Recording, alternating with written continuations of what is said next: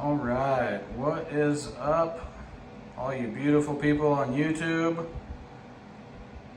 Today is November 14th, 2024, and here we are with another citrus update. Haven't done a citrus update in, I don't know, 3, almost 4 weeks. So here, let's take a look at the first one. Is going to be the Calamondin. All right, so we see our Calamondin's doing good. We've had some fruit fall off in different locations, but we still got a bunch of fruit holding on. Caught a bunch of fungus gnats that aren't having a good time trying to burrow down in the sand.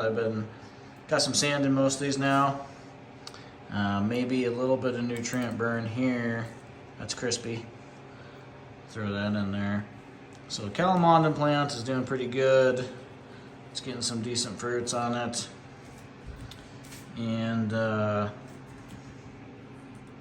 little bit of new growth in some locations. So it's doing all right. And then we got the improved Meyer lemon.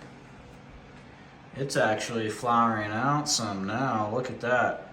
Got a bunch of new growth. Bunch of flowers coming out on it. Probably gonna have to trim some of these flowers back.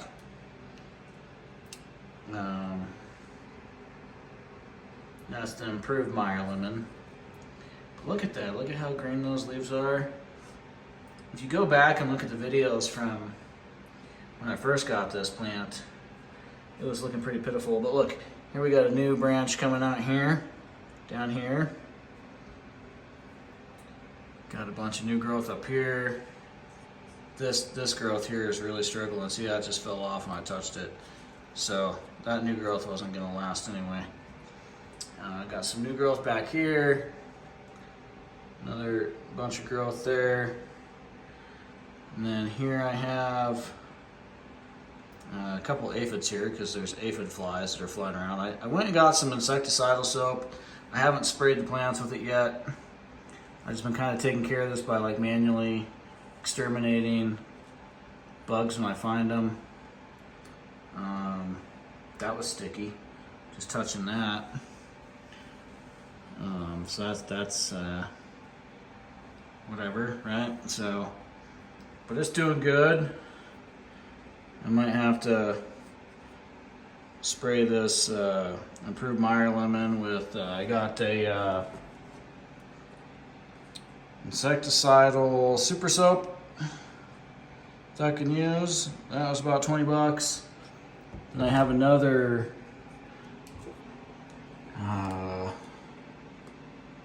type of insect control that I can use. And the garden center is telling me use one week, use the other the next week. So here in Colorado, there's a lot of folks struggling with aphids with their indoor gardens. And that's what the garden center is recommending. Of course, we got the Moro blood orange next to it. Got a little bit of sad news with the Moro blood orange.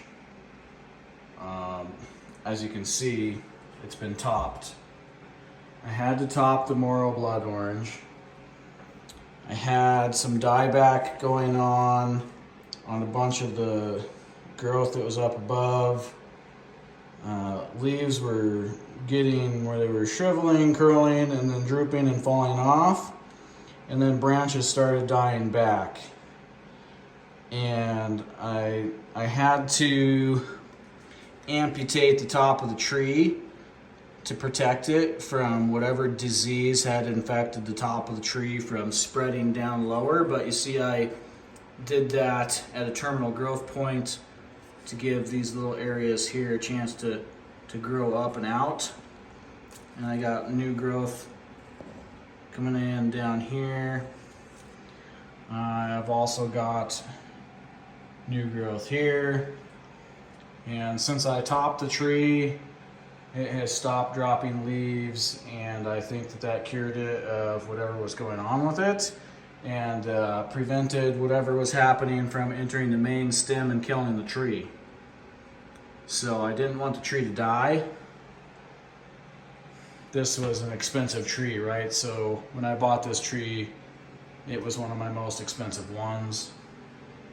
And it's doing good. It's got good growth, other than having to have topped it, so now it looks kind of weird, but over time it will look better as it has new growth flushes, like that one there, and then that one down there.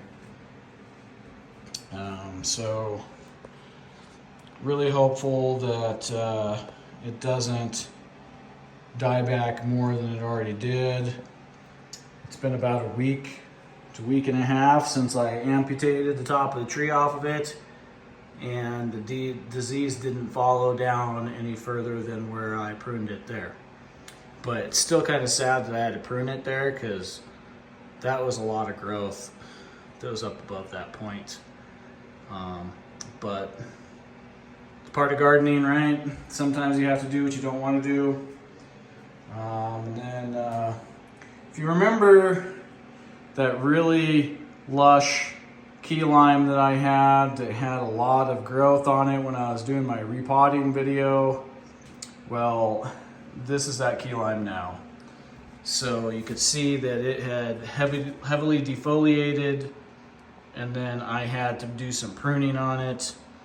It is holding some limes. It does have some new growth coming out on it. It's recovering. Still doing some stress flowering, but it's improving. See down there, there's some new growth. And so I trimmed it back to a bunch of terminal growth points on different limbs I wanted to keep. I cleaned up a bunch of the branching inside that was kind of not the way I wanted it to be. And then the other key lime, I took a ripe key lime off of it the other day, but you can see here I got some more ripe key limes on it. I might have to have another key lime here soon. They taste really good. Got a couple more down here. This one's getting really big. I don't know if you can see that one there. Try to focus on that one. It's that one that's getting big. So there's a pair there. One at the end there, one at the end there. This is how the other key lime was looking. And it's doing some stress flowering too. So none of these flowers are going to produce fruits. They're too small if you look at them. You can see there that those aren't going to produce fruit. So I'll probably trim that back,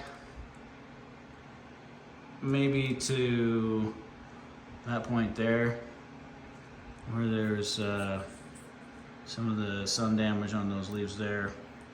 But